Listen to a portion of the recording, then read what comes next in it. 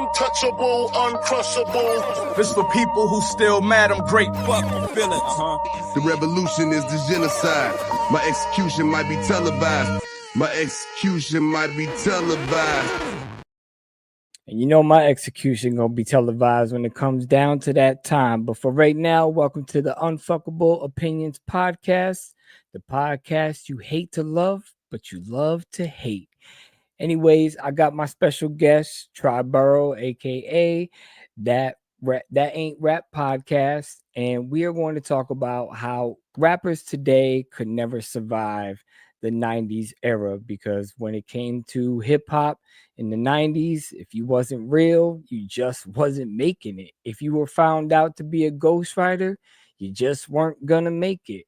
So, we're going to talk about those things. We're also going to talk about our top 90s albums from rappers and the holy grail that we hold above all other albums. So I'm going to bring in my man Triborough right now. We're going to get it popping.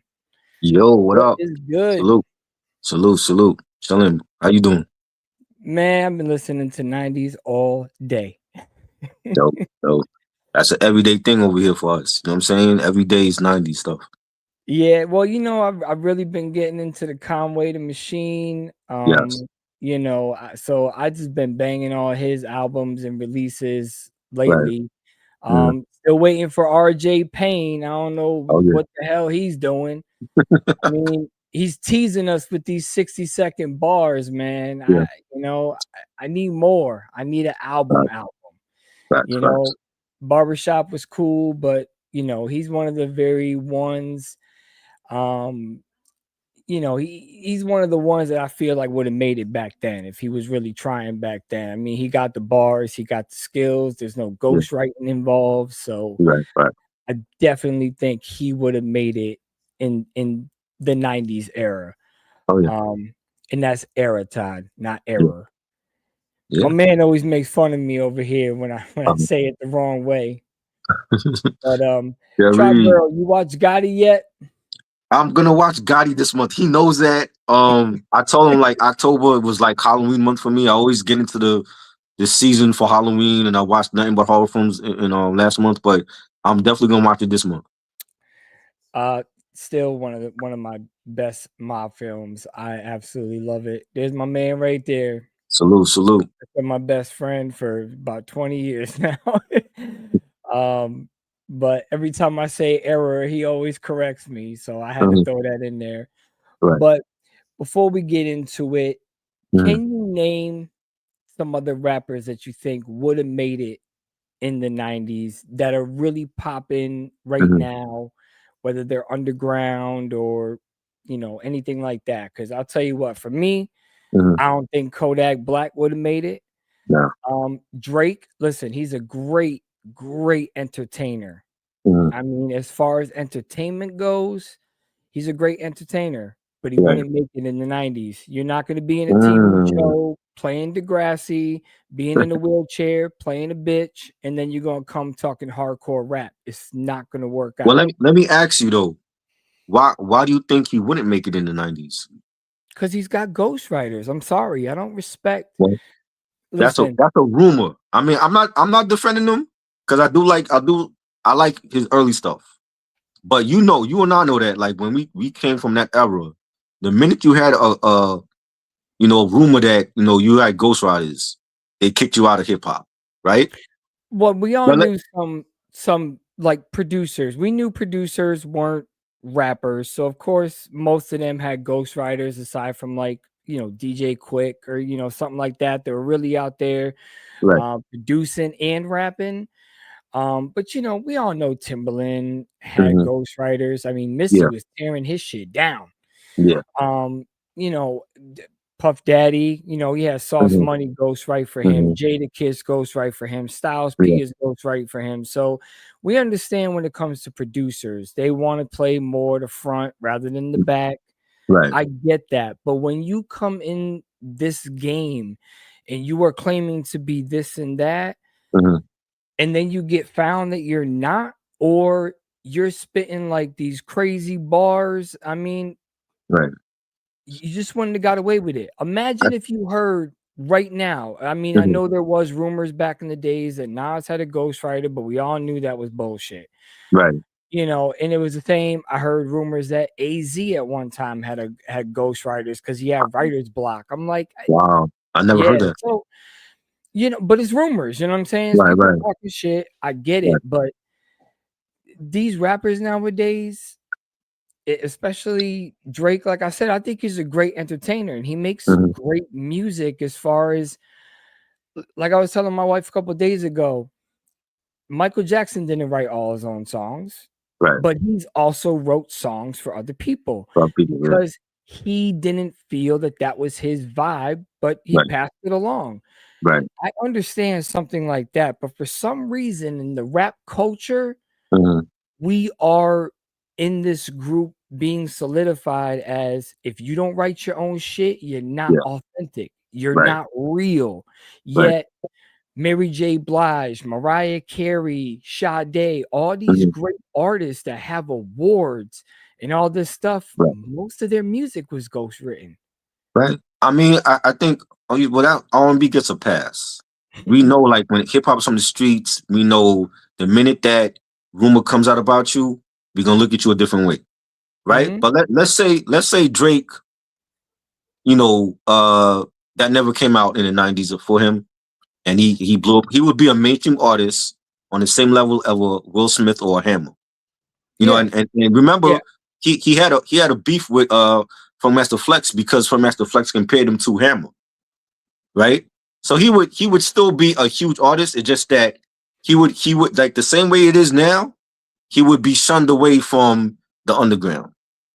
So I think he's like one artist from this era that would actually succeed in the 90s, but he wouldn't have the street credibility the same way Hammer did. Well, Hammer has street cred that we didn't see, but you know, to the masses, he was like a mainstream artist, and you know, he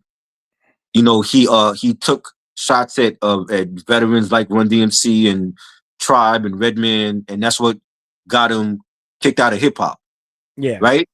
Yeah. But I mean, as far as like artists from now, I do feel like Griselda would definitely make it. Yeah. Back all then. Day.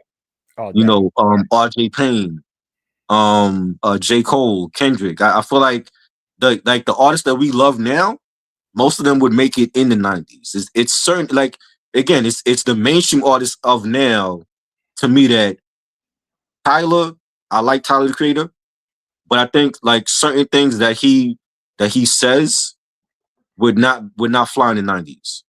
No. You know what I'm saying? And I know he doesn't really take himself seriously. He's more like he jokes around.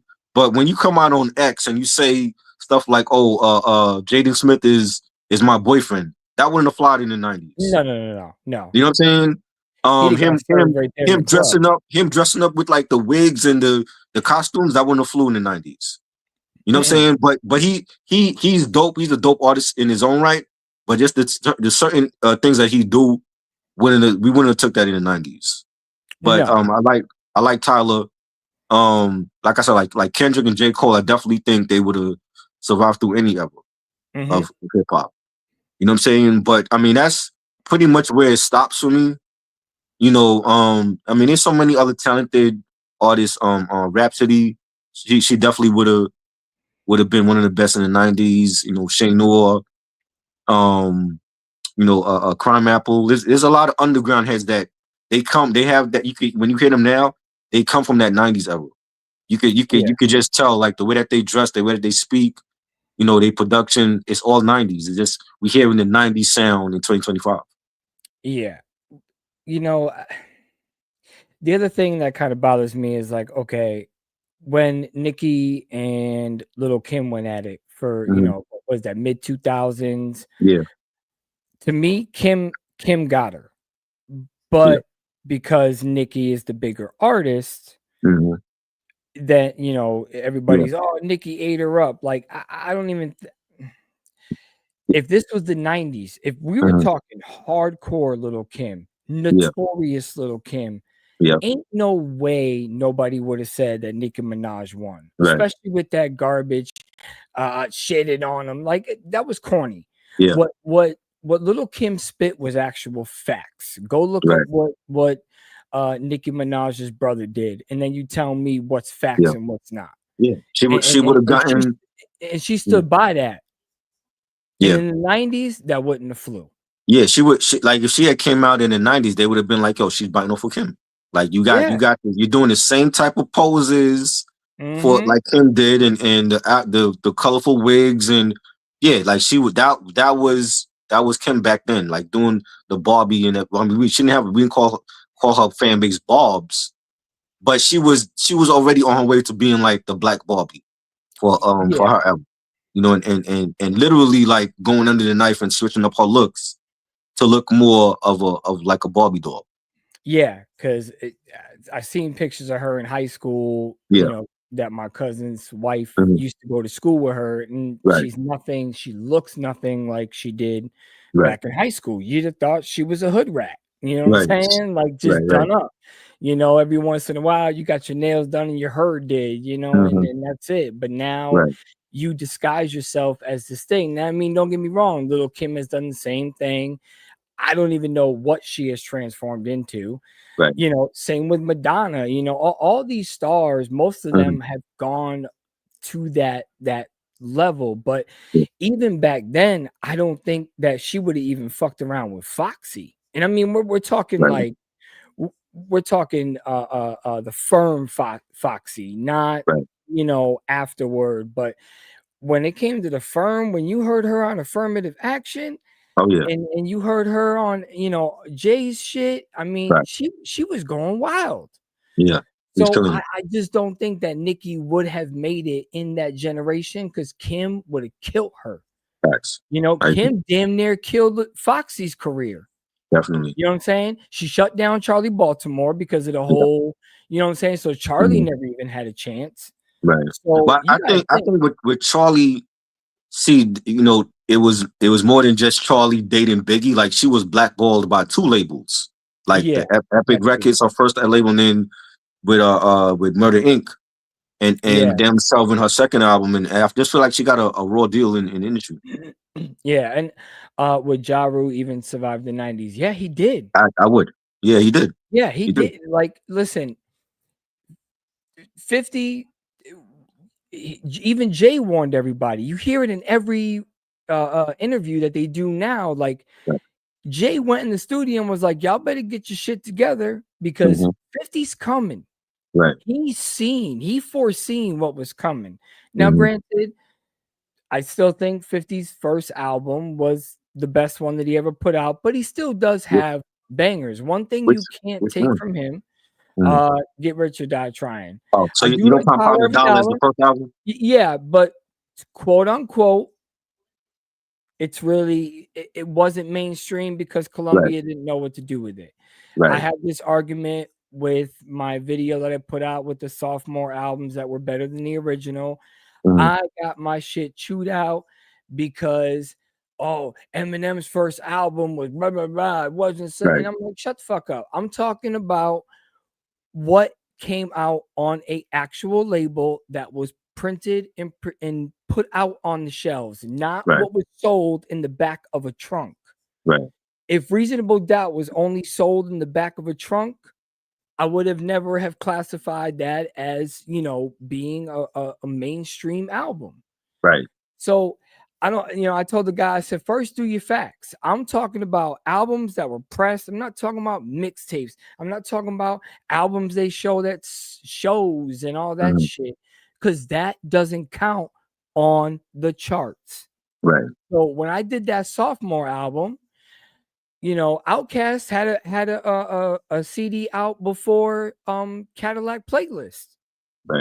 So how in the fuck are you going to tell me that because I like their second album better, because technically by printing labels and all that, I'm not talking about the shit they did in the streets, the first album. I'm talking about the second album.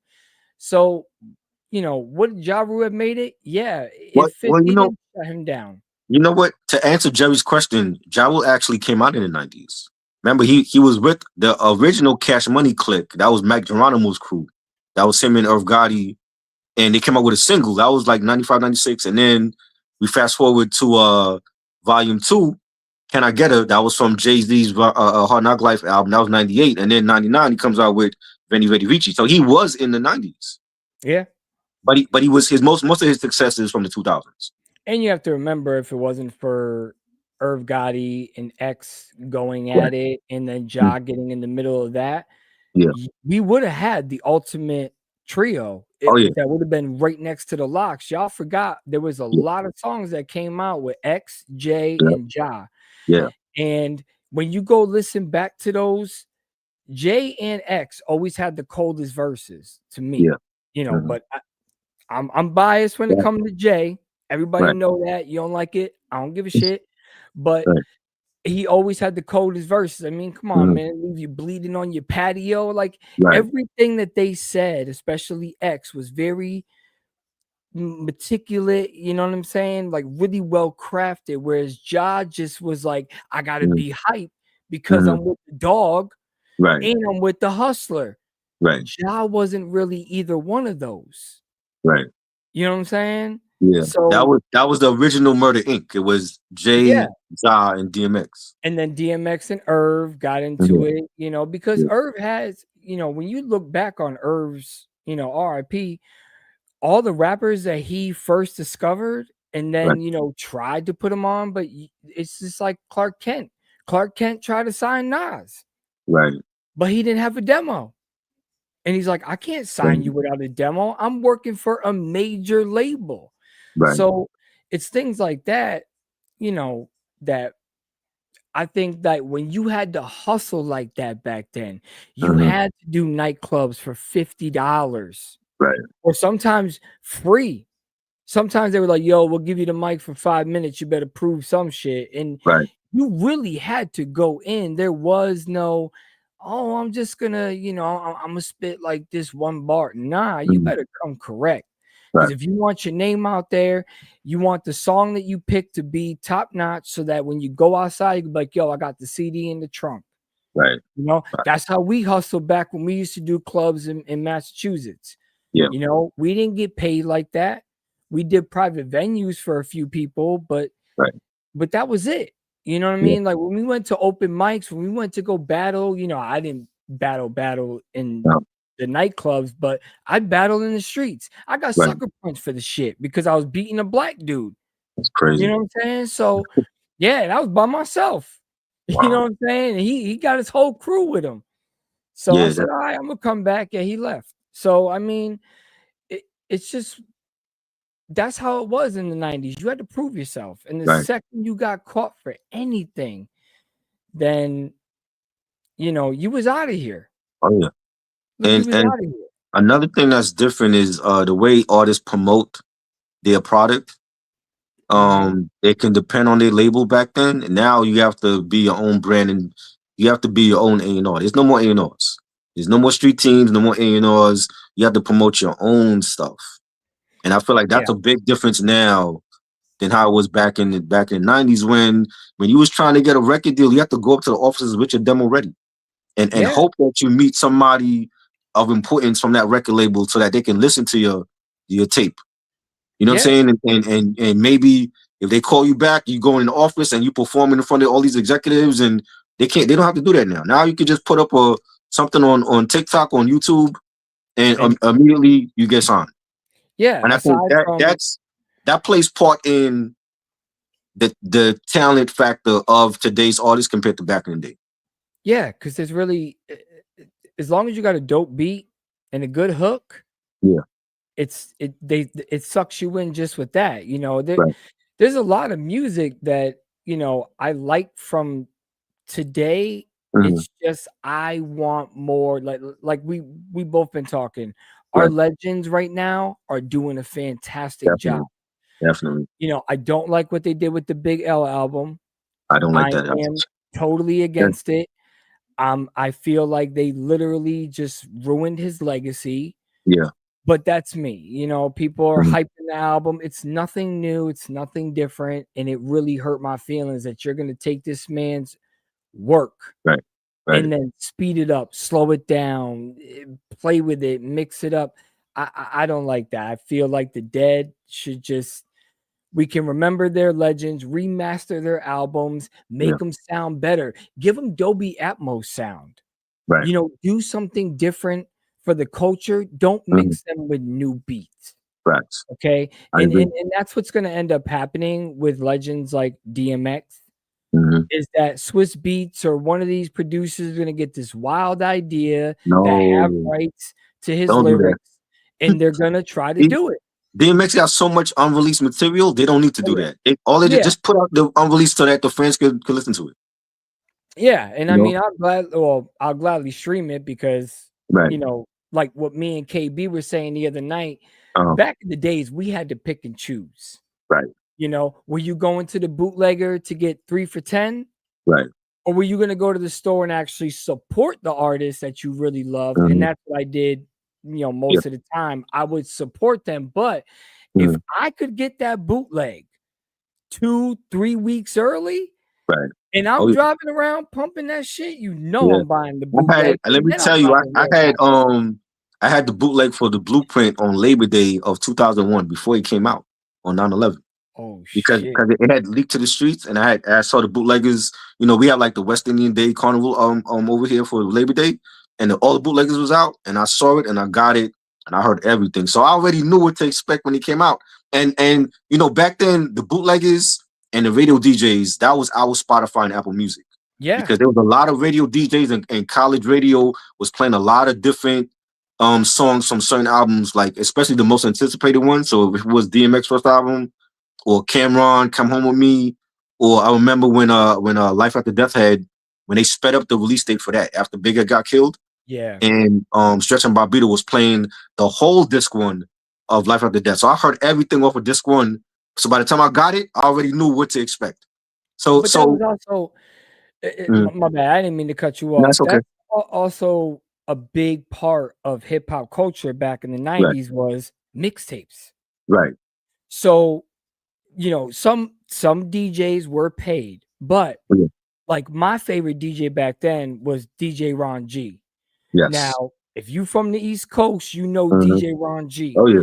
You know he only had the top elite rappers, R&B singers, songs, and he got a hold of like, you know, everything that was busting down. And he predicted like the future of where hip hop and all that was going, and I loved it. Especially he's, you know, Ron G introduced me to 9, which one of my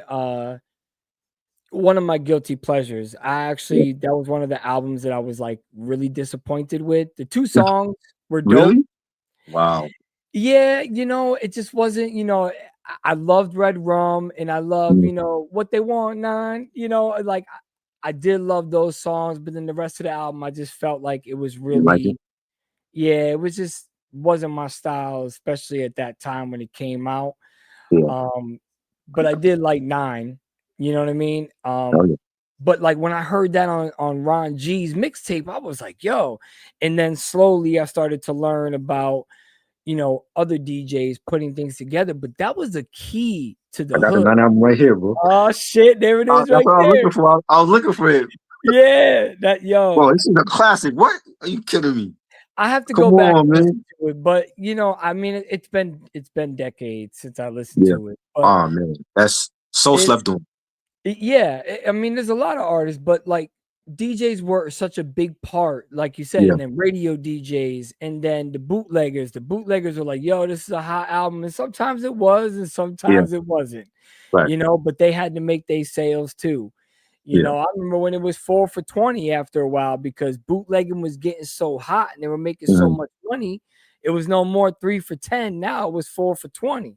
Right. So I would rack up like, yo, let me get that Cam. Let me get that A+. Oh shit, is that a new Fab? Let me get that Fab. You know what I'm saying? So DJs really played a big significant part in our hip hop culture, especially back in the 90s. And then you have to remember, nightclubs weren't just somebody pressing play on an Apple iPod. Right. They're in the club mixing the shit. Facts. Blending it. getting it down, and then you would go up to the put this beat on, I'm about to kick this freestyle, and then that's how you made your name. Imagine these new dudes trying to do that. That's not Griselda or anybody of that. Imagine Young Thug just going up and the DJ says, you know what? I'm just gonna throw on a beat. You should be able to spit to any beat. You're a rapper. Here you go. And then he over there, I'm gonna hug the buh. I don't want to hear that shit. I feel like there's some of them that like when it comes to 2 Chainz, like he's put out mixtapes in the past, right? Chance the Rapper got a Grammy for a mixtape, so he definitely knows the mixtape era. He came from that era. You know what I'm saying? There might be some that could do it, but they haven't done it. They haven't been tested because they didn't come from that era. You know what I'm saying? But it's like it's a very different. I feel like now it's more about followers. Who they're dating than the actual music. Who they got beef with. It's like if your music is trash, your music is trash. Yeah, we don't care about who you got beef with or what supermodel you dating, what actress you dating. If the music is gonna speak for itself, and I think we got away from that for a while especially when it came to mainstream. And I feel like when you have Griselda, when you got Rock Marcy, when you got RJ Payne, they brought the music back, and that's where the focus should be on anyway. Yeah, and then let's not forget Clips. Because yes, definitely. I'm sorry, that album is just amazing to me. I mean, granted, if it wasn't for Pharrell, I don't think we would have got that album. Because it's something about Pharrell that he brings out Pusha T like nobody else can. Right. I agree. I always said I felt like the Neptunes brought the hardest beats for the Clips. Like when you listen to Lord Willin', especially Hell Hath No Fury, when that came out, I rushed to FYE to get that album. That's some of their hardest production ever for anything they've ever done. You know what I'm saying? So and I love Pharrell. I think he takes a lot of heat because he's very mainstream and he works with a lot of mainstream artists. But he also, people forget, he worked with Jay-Z. He gave Jay-Z a lot of bangers. He gave the Clips a lot of their classic stuff is because of him and Chad, and he outdid himself on this album. You know what I'm saying? It's definitely one of the best. And let's not forget Rum Shaker. Rum Shaker, yes, that's right. That's right. Teddy Riley came with Teddy Riley. Yeah. And Ghost wrote that verse for him. Right. Yeah. And that's a classic. Let's not forget one of the great 90s albums that came out, NORE. Super Thug. Classic. Blaring in the street. Michael Jackson wanted that beat. How crazy is that? Yeah, I'm thinking in my head, Mike, what was you gonna do with that shit? I can't hear Michael on that beat, and this man could do everything. He probably would have made it a classic too. So let me get to the chat real quick. First off, KB, I did not know that album was rushed. Yeah, but it's a good rushed album compared to that Cannabis. I didn't like that Cannabis rushed album. No. Yeah, we all know. We talked about that Cannabis shit. Yeah. Todd, this was a little bit before your time. My buddy Todd's a couple years younger than we are. It's not Tech 9. 9 was a totally different rapper. He had his own swag. He was very deep. He was in that. Yeah. So, and when he came, it was all like Red Rum was my favorite. Yes. But that was dope. That was my song right there. But no, so that's not Tech 9. That's just the rapper 9. Yeah. And he's still relevant today. Yeah. He's still dropping music, still doing music.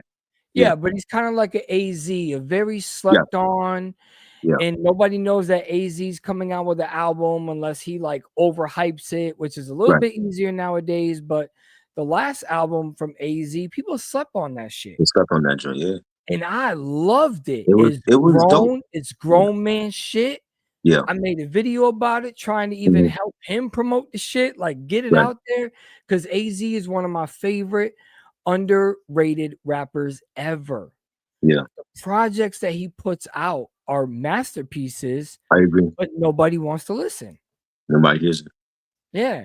So, it's crazy. But if you look him up, Todd, on streaming and listen to 9, like I said, he's got a deep voice. So you got to get ready for that deep voice. It's going to take you back when you first hear it. I just saw him, bro. He just put out a single with Rusty Jugs. Yeah, that's what I'm And saying. Like he's yeah, still dropping yeah, projects. yeah, They're just not popular, but he's cool where he's at, yeah. and he didn't end up like Drama. So, Right. and you know what Drama I'm talking about, not DJ Drama. You know what Drama I'm talking about, right? I know what you're talking about. Wow. Yeah. But so what is your holy grail album of the 90s? One that you can put on So front to I get back. I get three, right? I get three. Well, no. This is your holy My grail. holy And then your grail, like top all time. three, yeah. And then your top three are gonna be different. All right. My holy grail would be Hold on. Let me make this easy. okay. Because we all know Wu-Tang had all the hype every single time. Yeah. So any Wu-Tang or Wu-Tang member, leave them out. Okay. Because we all know Purple Tape, fire. Iron Right. Man, fire. Pillage, fire. 36 Chambers, Fire, fire. yes. Cal, fire. What? Wu-Tang Forever, fire. Right. You can't, there's no comparison. Yeah. So, give me your holy grail. Let's exclude the Wu-Tang Clan. All right. My holy grail. So this is the one, right? This is the one. This is the one that It, you can listen to on a stranded island. uh, You never get access to another album ever again in your life. What you going with? holy grail. I'm going with Mobb Deep the Infamous. I think that is like one of the best albums ever. For any era. That's really what solidified Mobb Deep with just that turnaround from Juvenile Hell to the sophomore album and how far advanced they was with the lyricism and the production, especially with Havoc. Havoc having help with the beats from Q-Tip and Lost Professor. And it's like, again, like that was an album before it came out. The hype was all out there for that album, and then the radio DJs playing different songs and just the rollout from Steve Rifkin and Loud Records and giving us Shook Ones, and then Survival of the Fittest drops, and then Give Up the Goods drops, and it was like everywhere, like every tape, every CD, every vinyl, everybody was bumping that. Every album cut was banging. It easily could have been. They could have released every song as a single, and when you hear it, the Prodigy was in his bag even on that album, and the features having Ray and Ghost on that album, and Big Noid, and Q-Tip on Drink Away the Pain, and it was just a great album, man. That's an album that I can play from front to back, no skips. I've played it for all these years, no skips, and those are the albums where we talk about timeless albums, and in any genre, that's a timeless album. If you can go back to 30 years this year for that album, and we still playing that 30 years later, that's a true classic. Not an album to come out an hour ago, and then these kids are calling it a classic. Nah, that's not a classic. I mean, we talked about that a couple days ago, like how they'll listen to an album one time, and all of a sudden it becomes this huge classic, and you're like, right, it just came out. Yeah, you haven't even analyzed it yet.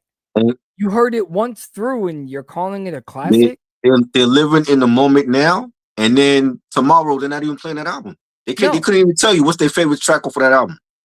No, they can't tell you. They can't tell you who produced it. They can't tell you who made a beat. They can't tell you any of that because, and again, not to go back, but I think KB said it best, is that today there is too much to choose from.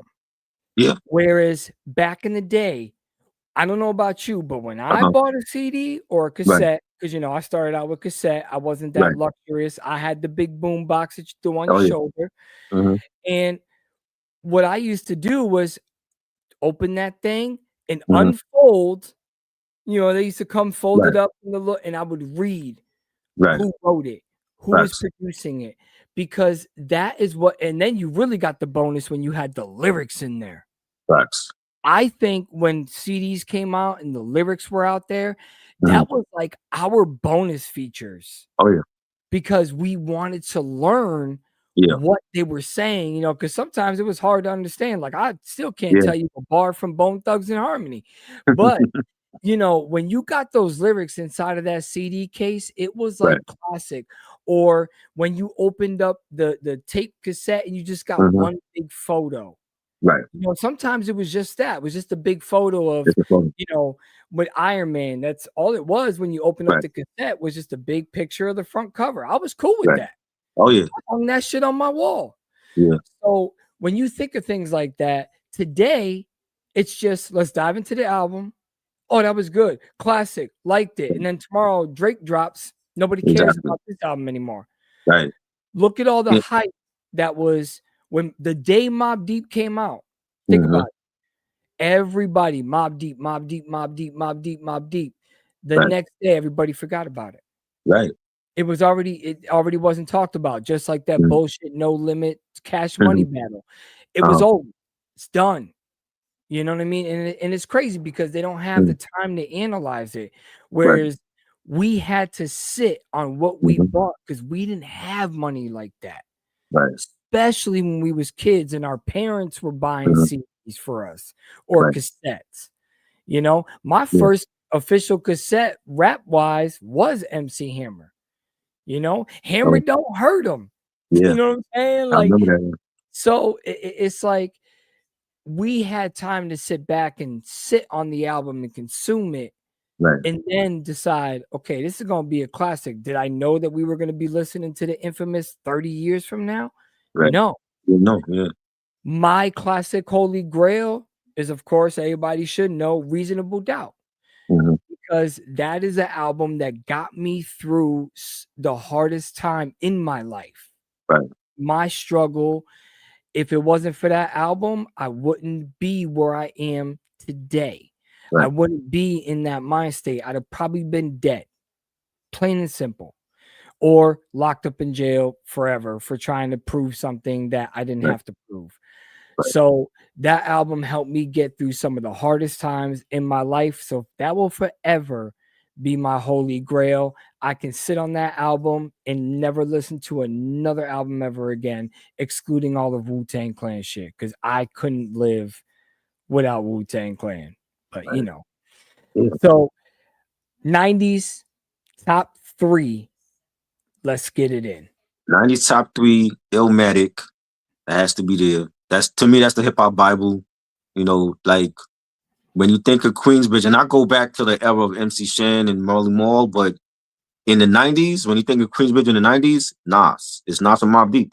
They're the ones that really set it off for like a whole new era of you know, Queensbridge MCs and artists. You know, and again, it's for really 9 songs, and then you got the intro. But when you listen to all of those 9 songs, everyone was classic. From, you know, The World Is Yours to Memory Lane, Represent, One Love, you know, It Ain't Hard to Tell, classic. You know, so that has to be there. Salute to Nate. Ready to Die. Notorious B.I.G., rest in peace. Like he really put Brooklyn on his back in the 90s. And you know, when Kane had already fell off, he was doing his R&B stuff. And we needed somebody from Brooklyn to represent for the borough, and that was Biggie.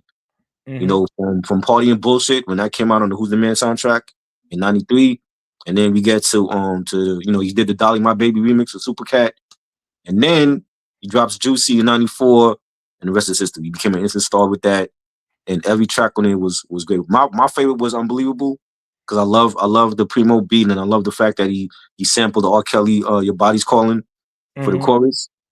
Classic. You know, the What with Method Man, Big Papa, every track on it was great. And real quick, let's not forget that wonderful Bad Boy promo with Craig Mack and Biggie with the Big Mac. That, yes, the Big Mac, yeah. I mean, you remember that was classic. Definitely. Classic. Because let's not forget, Craig Mack did start Bad Boy officially. Right. He just couldn't get the hype like Biggie got. Right. I mean, they both went platinum with their first album on Bad Boy. No doubt. I'm just saying, you know I always like to give a lot of people don't give Mac his props, and he deserves it. Right. So, definitely. And then number 3, what you got? And number 3, I'm going with Doggy Style. I think that Doggy Style, that rollout, again, like we was anticipating Snoop to come out because we saw what he did on The Chronic, and that was a great album as well. That was really my introduction to gangster rap. It was The Chronic and Ice Cube's Death Certificate. But hearing what Snoop did on The Chronic, we were waiting for that, his first album, and he did not disappoint. And that's really the album that made him who he is now. If he never dropped another album again, he got Doggy Style. That's his Thriller. Yeah, you know, yeah, and again, like the production from Dr. Dre and having, the whole, Dog Pound on there and Lady of Rage and Warren G, Nate Dogg, rest in peace. Classic album. That's one of my favorite West Coast albums all the time.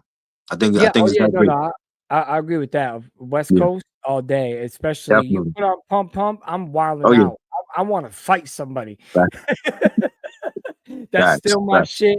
That song pumps hard as hell on the bass. Like Doggy Style is definitely up there. Yeah. So my top 3, you're gonna tell I'm definitely East Coast. Okay. So I'm gonna start from number 3. Okay. For me, it's gotta be Capital Punishment. Big Pun. When I heard Big Pun, I was that's fire. Yeah, that magically happens. That just happens, bro. Yeah, yo. Well, you're a big vinyl and still collect CDs. I do it every once in a blue, but the movie shit is expensive enough. Right. But when I first heard him, it wasn't on the Dead in the Middle of Little Italy. It wasn't that. Right. What it was Funkmaster Flex, 60 Minutes of Funk, him and Fat Joe freestyle. I remember when I heard that, I said, who is that with the, because he was Big Dog Punisher. Yes. He wasn't Big Punisher and he wasn't Punisher. He was Big Dog Punisher. Yeah. So when I heard him on, more tracks like John Blaze, I was like, yo, who? So when I finally seen the video to John Blaze and I seen who Pun was, I was like, this dude's Spanish. And after that, it was something about like his presence, his persona, his everything was just immaculate. I wish he would have took better care of himself to be around a lot longer, because even his follow-up to Capital Punishment, Yeah Baby, I really enjoyed that album. And if you really go back and listen to it, he was already, before Nori even thought of this, he was already starting to blend the Spanish culture, salsa, merengue. Reggaeton wasn't really out then, but merengue and salsa were really big. Yeah. And he was slowly starting to pull that in. So I feel like if he was still alive, that would have been the direction that he would have brought hip hop in. And it wouldn't have been Nori introducing reggaeton. It'd have been Big Pun introducing reggaeton, because that's the direction I felt he was going to go. So for me, Capital Punishment is another one I could play front to back, back to front. And let's not get it twisted. There are 1,000 amazing 90s albums. But for me, number 2 has got to be Life After Death. I'm one of the ones that I like it over Ready to Die. Classic. Yeah. Now, to me, that is another immaculate. I can listen to every song front to back, back to front.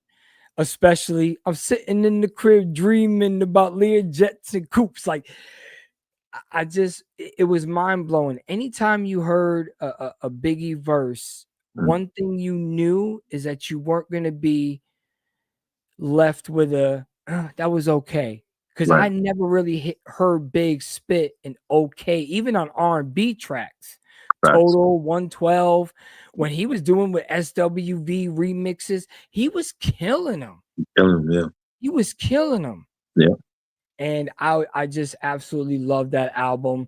I kind of wish it wasn't a double album and it would have, disc 1 would have stayed disc 1, and then disc 2 came out like a year later to keep his legacy going. But I understood it is a story, and no matter, so it had to stick together. But I wish that would have been separate. Well, it almost wasn't a double album. He only made it a double because he had the car accident with Little C's, and because he was in the hospital, he didn't have nothing else to do. He started writing more songs. And that's how it turned into a double album. Oh, Yeah, all right. So see, I yeah, didn't even know that. See, yeah. we learn something off each You know other every something? time we talk, man. Oh yeah, And my number one is it's more of a group, but I got to go with the Locks. We Are the Streets. yes, classic. There was something about Styles P. Like, he's still my favorite out of the Locks. Don't get me wrong. I think Sheik Luch is highly slept on. I think if people went back and listened to Money, Power, Respect, yep. But that was when they were on that Rod Stewart shit, and Oh yeah, it does have its songs on there. Don't get me wrong. It's got yeah. its songs, but I take We Are the Streets all day long because it allowed them to be them. There was no Swiss Beats pushing them. Let's do some more R&B. Yeah, I have that album too on I thought you CD. said the first one. My bad. I pull out the wrong Nah, one. nah. To me, We Are the Streets, front to back, back to front, everything. Yeah, Ride or Die, Chick, all that. I'll I think listen that's to it one. all Yeah, because when that came out, it totally blew my mind. It was just something about it that I was like, how did y'all go from this to this? And that's when I right, learned who the Locks really were. right, And he wasn't letting them be who they wanted to be. right. You know, he was just trying to sell records, and I get it. It's a Yeah, business. But when the Locks went with Rough Riders and they were able to be who they were, monumental. And I mm-hmm. don't think they would be where they are today if they didn't get with Rough I Riders. agree. And that was when they had the fans petition outside of the Bad Boy offices. Yeah. They had the big This is argument when with Puff on the South radio. Beach was trying to throw a refrigerator at fucking Yeah, Puff. yeah, and if that never happened, they would have still been on Bad Boy. They wouldn't be the Locks that they are now. No, I mean, I think we still would have got the Jada and the Chic, Right, but it wouldn't have been them. And then I don't think their solo albums would have been the same because Puff would have always pushed them in the direction of we need to sell records, we need R&B hits, we need hits, we need right. hits. Yeah, So for me, growing up and then being in that era, those three albums always stayed in heavy rotation aside from Wu-Tang, right. because when it comes to that, I just feel like Wu-Tang could have their own top 10, top Yeah. 40 Oh yeah, albums definitely. because of who they are. Mhm. And there still has not been a group that has dominated and came into the game as hard and as crazy as they did. I agree. 9 dudes Yep. banging on Stretching Bobbito's door. Mm-hmm. You know what I mean? Yep. So I just feel like, Yeah. Wu just always stays in the class of themselves, and Yeah. Ghostface is always going to be my favorite. I feel like he really crafts his art, and now I know Definitely. why it Yeah. takes so long for him to drop projects and all that, because he doesn't want to rush anything. Right. So after listening to Supreme Clientele 2 and watching all the interviews, now I understand why he just wasn't dropping back to back to back to back to back to back like most of these rappers, just trying to stay relevant. Right. He never really cared about Wu-Tang is always going to be relevant. Oh And yeah, the shit that Meth has been spitting on verses lately definitely. has been insane. It's crazy. Yeah. It's been insane. Like, where did Meth come from? Like, out of nowhere. Yeah. So I just think that because of their legacies and what they built in the 90s, they will Yeah. always be relevant today. I Even agree. Ja Rule, even though I still think he can put on a concert just off his hits, Mhm. nothing new, and still sell out Definitely. a pretty good crowd. I don't know if he would sell Yeah. out stadiums Well, he without. was the headliner at Summer Jam this year. Everybody showed up for that. He definitely showed out. Yeah, I mean, his first 3 albums were, Yeah. I prefer Vinny Vici over everybody's, Mhm. every other one. But Right. I mean, he went in that direction where he wanted to, and he knew where the market was at that time. At that particular time, almost every artist was doing some kind of song like that because that's where the target audience was. Locks said it best, females buy the CDs, and dudes buy the bootleg. Right. So they're aiming at a certain demographic. Right. So I understood, why Ja was doing what he was doing. And Irv Gotti was real smart. I just wish they would have never came out with The Murderers. So the album or the actual the album. The album was fire though. Album was fire. Try. Bro, you got Tales from the Dark Side on that album. That's DMX, and he wasn't on that label. Nah, man, that whole album was fire. That Vita, corny. You didn't like it? Holla Holla remix, corny. I know it has Jay on it. He only spit like 4 bars, but corny. Wow. Like almost every track on that album I can't stand. Wow. I threw that CD out of my car on the highway, and I was praying that a tractor trailer was going by to run it over. I was mad. Know, man. I was feeling that whole album. That the first joint they came out with the Rocky sample. You wasn't feeling that? No, you know who I was feeling with the Rocky sample? MOP, 4 Alarm Blaze. That was dope. What do you mean that was dope? That was dope. I'm not saying it was bad. I'm saying that also had Jay on it. That was a great song. Yeah, of course it had Jay on it. It was Jay. I'm just saying it's like the people that flipped the Rocky sample, Victory, and we had MOP and the Murderers joint. I think they all were classic. Nah, Murderers was corny. I don't like Cadillac Black. I don't like any of them. I think they're all corny. I think out of that roster, Black Child could have been a big star if he had came out with an album. And Charlie Baltimore. Well, yeah, Charlie, but I mean, like you said, she got blackballed, and she had that one good song with Ghostface, "Blow Your Whistle." I did like that shit. That was my shit for a long time. Oh yeah.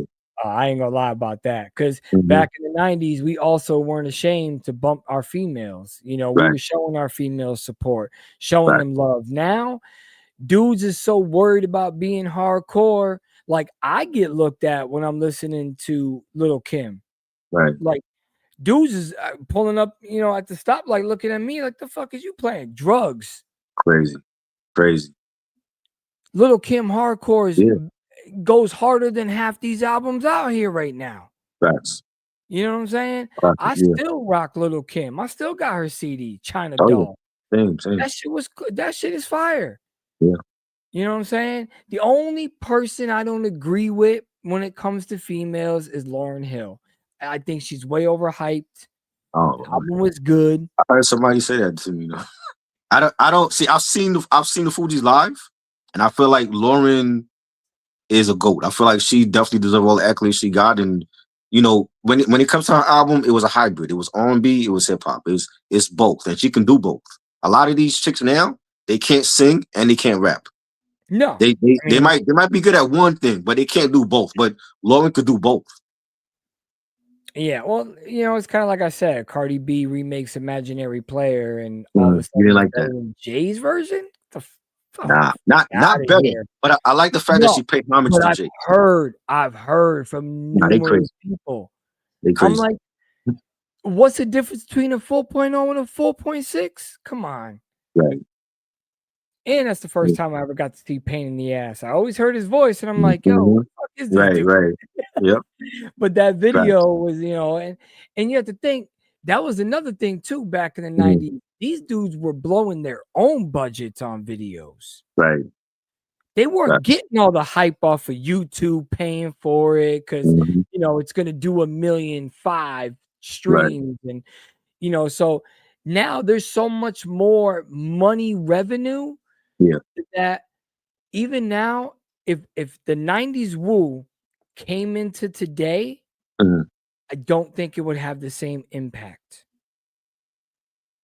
I don't know. I mean, only because you're here today, forgot about tomorrow. It happens way too fast now. Right. It just does. And that's what sucks about today's hip hop. aside from Griselda and a few other heavy hitters, there's really nothing out there But anymore. even like you said, there's no crew out right now that got 9 skillful MCs. Not Future, not even Griselda. Yeah, and You know what I'm saying? imagine if we would have got the real Inspector Deck album before the flood. Yeah. Because that he's still the master of intro. He's still the master of first verse. Facts. The second you heard Inspector Deck, you didn't want to change that track. Facts. But I'll be honest, sometimes I would hear ODB in the beginning of a song. I'm like, I'll come to it later. Because I wasn't the biggest ODB fan. I loved his energy. I loved that he was always, you know, up there. He was always talking shit. I loved him for that fact. But after Brooklyn Zoo, checked out. Yeah, he was just he was just mediocre to me. Right. Like I would have back in them days, especially me being the cocky young Nick, I would have loved to have battled him and embarrassed the shit out of him out of all his friends. Wow, I would love to see that. You and ODB? I would love to see that. Yeah, I would have back then, I would have tore him up. Because back then I had the passion.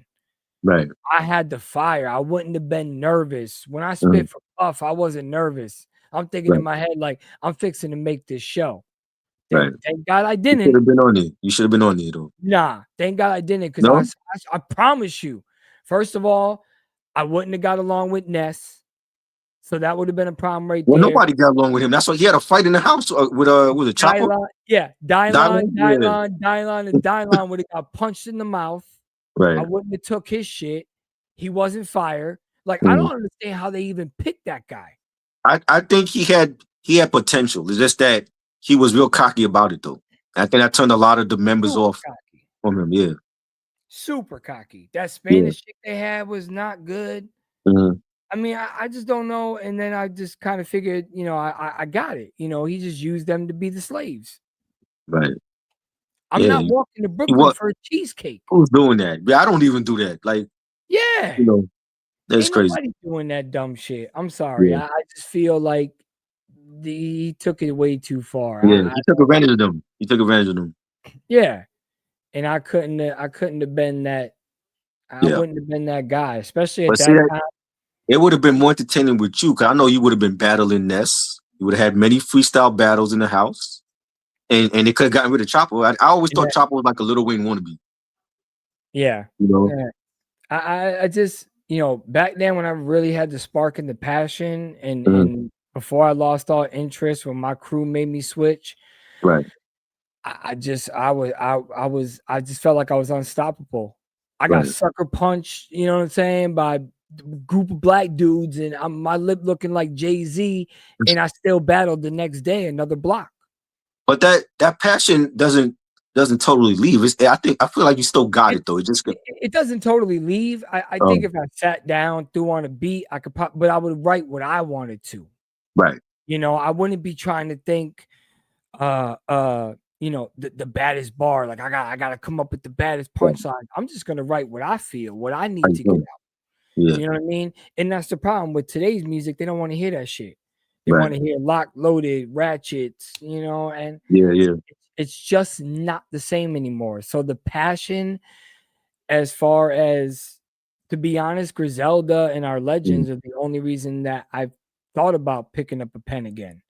Right. So that's just how I feel. So how long has it been since you've recorded or written anything? About 13 years. 13 years. That's a long time. Yeah. Yeah, but it's because, like I said, I just, you know, after the downfall of the group and one person wanting to go one way, another person wanting to go another way, me wanting to, because like I said, my style surprised a lot of people when I first came out because I was more like a Nas. I'm going to give you street poetry. This is what I was living. It wasn't like I was fabricating a lifestyle. I'm really living the shit I'm writing. But then my group was like, well, we just want to sell shit. And, you know, these are some of the baddest dudes I knew in Massachusetts, and they're all fire. I still won't take that back. You know, they're all fire. And we all used to battle each other to get ourselves better. You know, it was never on no hate shit. We would battle each other constantly.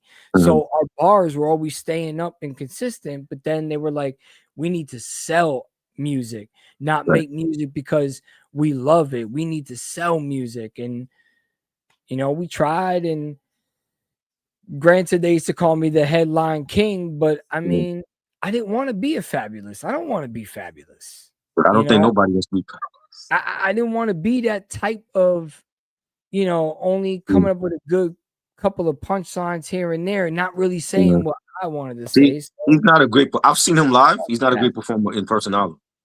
I never seen him live. I've seen Jay. He's phenomenal. I saw Jay. I saw Wu-Tang when they were with Rage Against the Machine. That was fire. Yeah. I saw them. We burnt down the fucking. We tore down the fences and burnt down the fence. Wow. Where was this at? Hartford Civic Center. It's what it used to be called. I don't know what it is now, but we had lawn seats, because my older brother took me. He was a Rage fan and I was a Wu-Tang same. fan. I'm a Rage fan too, yeah. Yeah, and I liked Rage, but I wasn't going there to see Rage. You're going to see Wu? Yeah, I was going to see Wu. I was more hyped about Wu. I love Evil Empire. Yeah, another sophomore album that I feel is a little bit better than the first. Right. But I was just like, I'm just here to see Wu. So after Rage Against the Machine was done, when Method Man came out, Ghostface and all them, and they said, "Hey, buddy, get to the front." Yo, we bomb rushed the shit out of everybody. We beating people up to get to the front, and I was like right there. And the same situation happened at the Jay-Z joint. I went to go see Jay-Z before Volume 3 dropped, and he was doing a tour with 311. Right. And I remember we got lawn tickets again because I always bought the cheapest tickets because most of the time I could find somebody that, they didn't want to really see that person and they would just give up their seats. Well, that shit happened, except we got pit seats because once 311 was done, these two white dudes were walking out and I was like, yo, my man, where you going with that? He's like, I don't want to hear no hip hop shit. And I said, well, I do. How much you want for your tickets? Because he had the little pass in his thing. Right. He said, man, just take them. And I was like, all right. That's dope. So I walked down like I've been there the whole time. And I saw Jay-Z literally like he was maybe like 10 feet away from me. And that was probably about the closest I would ever get to him. He looked at me and I got excited like I was a high school girl. I ain't even gonna lie, because I just wanted to just meet him and just get his autograph. Right. I had the CD in my hand, I'm waving it, and he just looking, and I'm like, no, sign the shit, motherfucker. So, you know what I mean? That's dope. But don't talk about Fab like that. Shut up, Jerry. Hey, you already know how I feel about Fab, bro. Yeah, man. It's the same. Great mixtapes, horrible albums. Now, I wouldn't say horrible. I don't feel like he has a classic in the discography when it comes to albums. Yeah. I can listen to like 4 or 5 songs per album. He got some decent albums, but he don't have a classic. Yeah. There's nothing that even what was it, Street Dreams? Yeah, that's my favorite one actually, Street Dreams. Yeah, that's my favorite one also. And it's very dated. That's the unfortunate part. It sounds dated. Yeah. Everything he's talking about is very dated, but it's not a good dated. Right. Like, when you go back and listen to Doggy Style, there's some dated shit in there. But it puts me back in 93. Yes. You know what I'm saying? But like when Fab is, when the truck stopped, the rims spin. Right. No, that shit went out. It went in and went out. Right, facts. I'm so glad I never got into that. I did fall into the Mitchell and Ness, throwback jersey trap. Yeah. And I was rocking those with rocking Republic jeans and I love that shit. And then as soon as Jay said I wear button-ups, I was like back to Ralph Everybody Lauren. was wearing button-ups, Yep, back to Ralph Lauren. Yep. I was out. I was gone. I went back, and that's when I discovered True Religion. Never turned back after that. Yep. And I never liked all that Eviso jeans. I thought them shits was Yeah. stupid. Yeah. Anti-denim, that was my shit for a while. I remember that. That's the old school styles, though. Oh yeah. Oh yeah. Those are the you only could go to the boutique and get those. Yep. Facts. You had to know. I had to go to Manhattan to get them shits. Yep. I wasn't That's getting what them they had. anywhere else. Yep. Yep. Facts. But the antique denim, the Artful Dodgers. Yep. I had those too. Yeah, the original Paris. Yes. There's so many. I remember the one brand that came out and went real quick was God Body. I don't remember so that. Was that the t-shirts? Yeah, it was just like t-shirts. They had a lot of those. Yeah, and I never got into that shit. Thank God. Pure You Players remember, I was into for like 3 months. You remember Affliction? Yeah, I remember Affliction. I had the t-shirts for those and Black Label. Remember Black Label? Yep. Yeah. I remember Black Label. Bear, 20 Below. Yeah. Back when Avarex jackets was dope. Yeah. Pelly. I'll still wear it. Give me a Pelly. Oh yeah. I'll still wear a Pelly. It's still fly all day long. And I had the fire Avarex with the I had the Red Dragon Avarex. Oh, so man. It had the Chinese writing and Avarex in the front, but then the back had a big ass tiger and dragon patch. Wow. Oh my, and it was straight red. You would have thought I was a blood walking down the street. Straight red. The sleeves too? The sleeves are red? Yeah, sleeves are red? Everything was red. Cuffs. Wow. The cuffs was red. The leather was red. And then I got an Avarex university style jacket. So the sleeves were like the pea coat material. Right. And the rest of the coat was leather. Leather, yeah.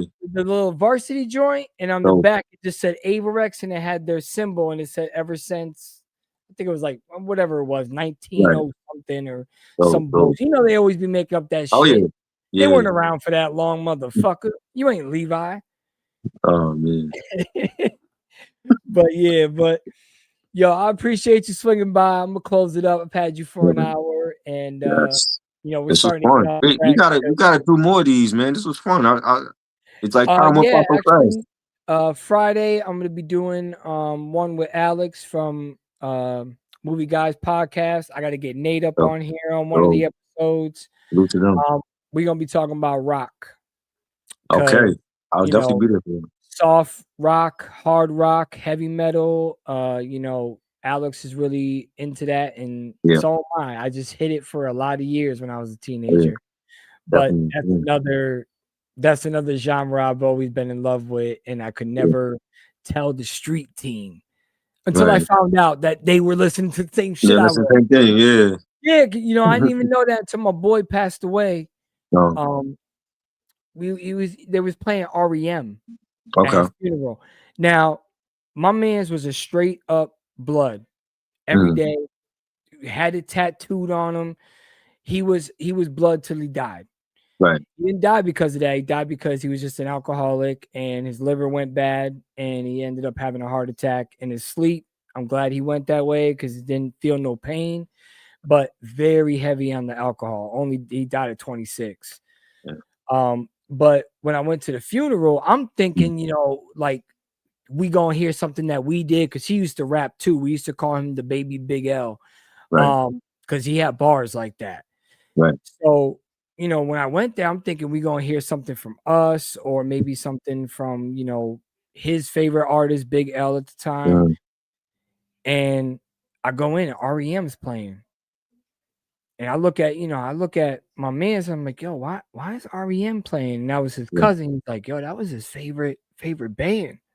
And I'm like, what? I'm like, I've been hiding Metallica and Foreigner and Bush from all y'all, and y'all like this shit? Hold up, you know what I'm saying? So after that, I wasn't scared to say that, I loved rock and roll, but it was very just growing up, I thought I could never show that side. Right. So I just like always kept that hidden from everybody. But when nobody was around, Sade was playing. Oh yeah. Patsy Cline. My mom was a huge Patsy Cline fan. So like we had so many different genres of music in my house that my street dudes wouldn't like You know what I mean? They wouldn't admit it because they moms was playing shit too. So, yeah.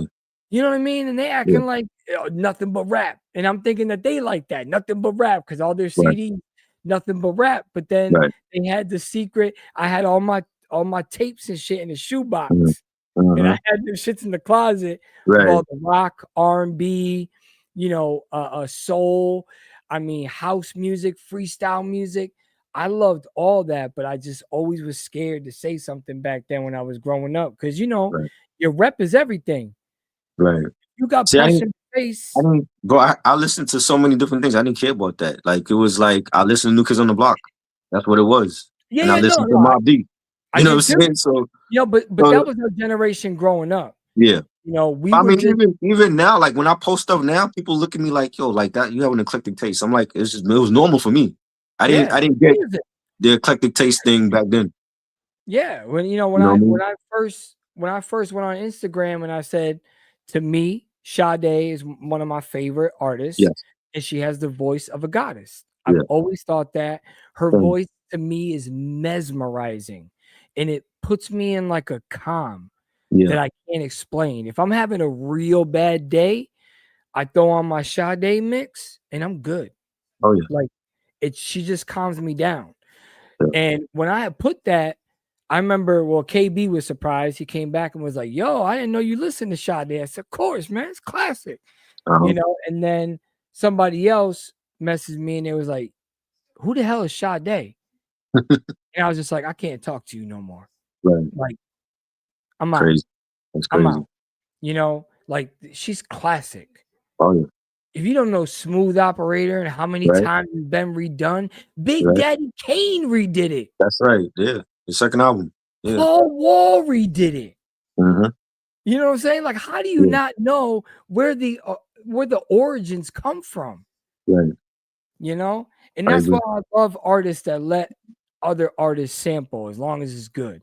But that keeps the generation alive. You heard what Warren G said about Regulators. Yeah. Do you know that Michael's still eating off of that? Yeah. He's still eating off that song.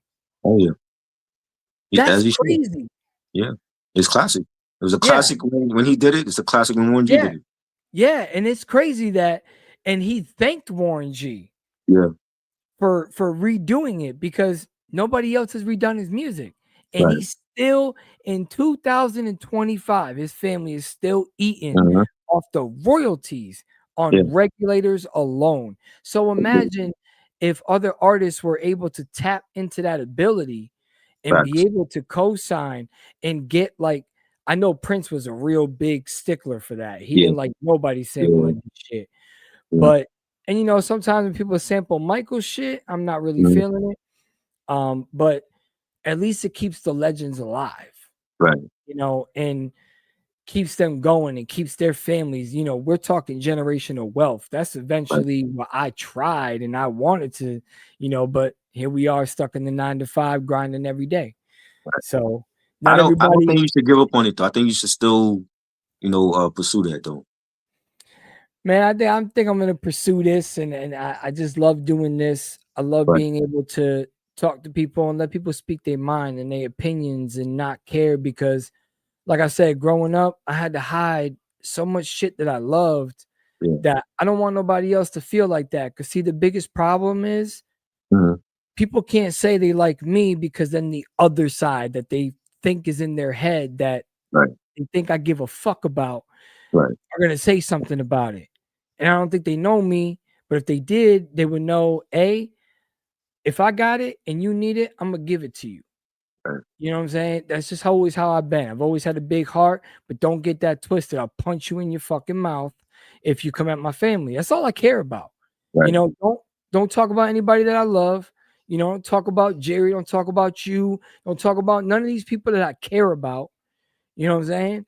And we good. Everybody else, you know? That's all talk, man. We ain't worried about that.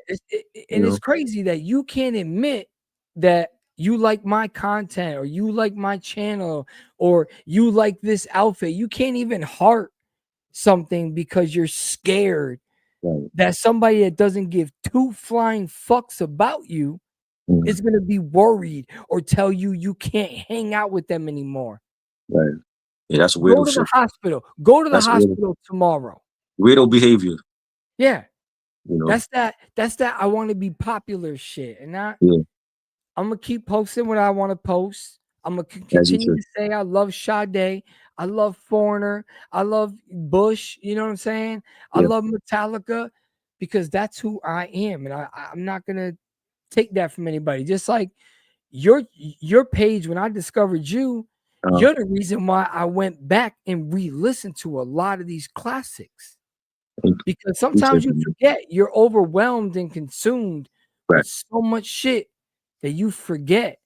Like, okay, I remember that album. That album was actually really good. Yo, try. Thank you. I'm about to go back and listen to that shit. And then sometimes I'm like, oh shit, I forgot about this song. And other times I'm like, now I know why I didn't listen to this album for a while. Like 9. Oh man, you crazy. I'm gonna have to go back and listen to 9, baby. I'll do it for you. Okay. All right. I'll do it for you and I'll let you know if it's a classic or not. But you have to watch Gotti for me and Jerry. I'm gonna watch Gotti. I have it on my watch list. I told Jerry this already. I'm like, I'm gonna watch it this month. I did not forget. Okay, because then you'll understand why I tried to start a petition. And what hurt me the most is that if somebody else would have did that petition, they'd have had 10,000 signatures. But because it's me, y'all can't admit that you even fucking like my shit. I got 25 signatures out of all the promotion, all the everything, but they don't want to put their name on that paper because they're fucking scared. And that's why I started this, because anybody that comes on this platform, even if I feel like you're lying and you're not speaking your mind, I'll cancel you and I'll continue the rest of the show by myself. That's how I feel. Come here as you. I don't want the representative. I don't want the, I'm going to say Chucky because it's a cool movie. Fuck that. I want your top 3. I want your top this. I want your top that. No lies. You don't need to be popular over here. You can be yourself. Facts. And go cop that merch. All of my man's links will be down below.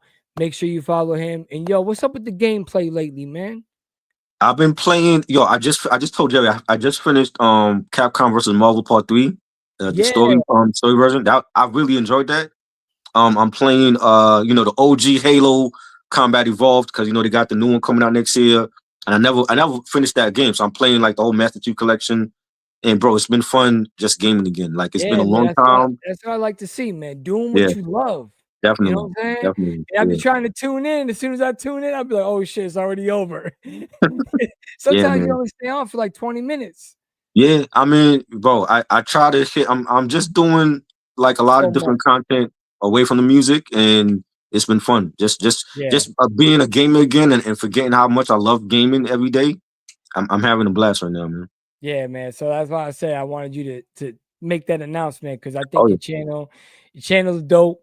You know what I'm saying? It's fun. There's more than music over there. There's more than movies over there. There's a lot more to you as a.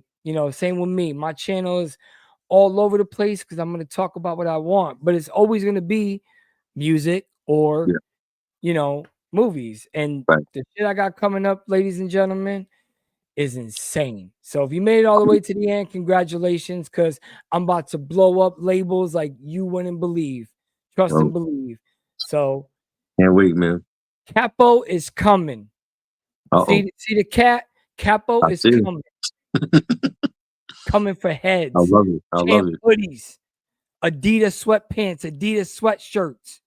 Oh. With Capo on it. So Capo. Y'all keep it up. Y'all think I'm playing. Salute. Yo, my man. I appreciate you. Appreciate you, man. I will catch you on the flip side. And we are out of here.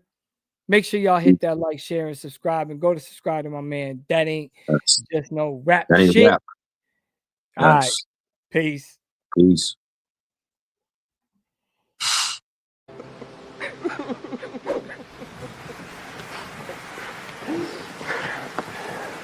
Thank you. You love me. You really love me.